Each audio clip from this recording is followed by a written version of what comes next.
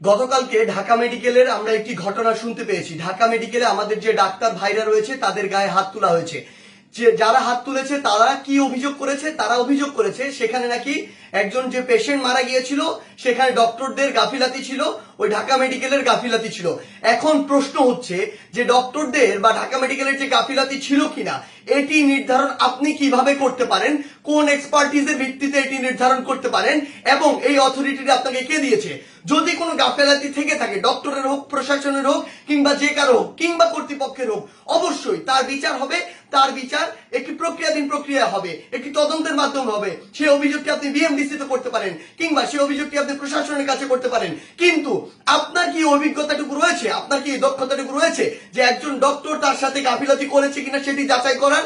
আমাদের সবচেয়ে বড় এখন যে সমস্যাটি হয়ে গিয়েছে, আমরা এই বাঙালিরা অধিকাংশ ক্ষেত্রে অধিকাংশ বাঙালি নিজেদেরকে সব জায়গার দক্ষ মনে করি এবং সব জায়গায় নিজের নাক গলাতে যাই। আপনি আমাকে একটি জিনিস বলুন, যে ডাক্তার 5 বছর ধরে এমবিবিএস পাস করলো, 1 বছর ইন্টার করলো, এরপর বছর বছর ধরে বিভিন্ন ডিগ্রি নিল, পড়াশোনা করলো, তিনি একজন পেশেন্টকে যেভাবে ডিল করেন, তিনি পেশেন্টের ভিতরের এবং বাইরের বিষয়গুলো যেভাবে জানেন, যেভাবে ট্রিটমেন্ট করেন, আপনি কিভাবে মনে করেন আপনি সেই পড়াশোনা না করে শুধু বাইরে থেকে দেখে নিজের চোখে যা মনে হলো তা দেখে তাকে একটি নির্দিষ্ট রেজাল্ট দিয়ে দিচ্ছেন, একটি নির্দিষ্ট ব্লেম দিয়ে দিচ্ছেন?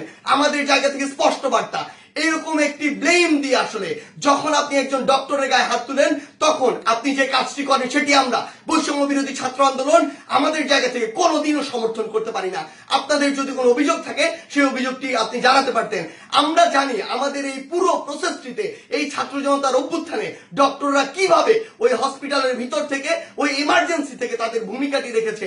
আমরা দেখেছি যখন কিছু সরকারের পাঁচাটা স্পিরিট, ডক্টরদের যে স্পিরিট, সেই স্পিরিটটি যাদের মধ্যে নাই, এমন গুটি কয়েক ডক্টর যখন ওই ছাত্র জনতার গণঅভ্যুত্থানে আমাদের আহত ভাইদের চিকিৎসা দিতে বাধা দিচ্ছিল, তখন অধিকাংশ ডক্টর নিজের জায়গা থেকে রিস্ক নিয়ে আমাদের ওই ভাইদেরকে চিকিৎসা দিয়েছিল।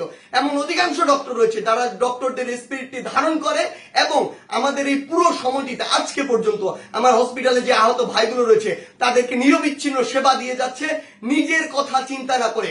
সেই জায়গায় যখন এরকম করে কোন একজন আমার ডক্টর ভাইয়ের উপর এভাবে হাতটি তুলে, আমরা এটি কখনো সমর্থন করতে পারি না।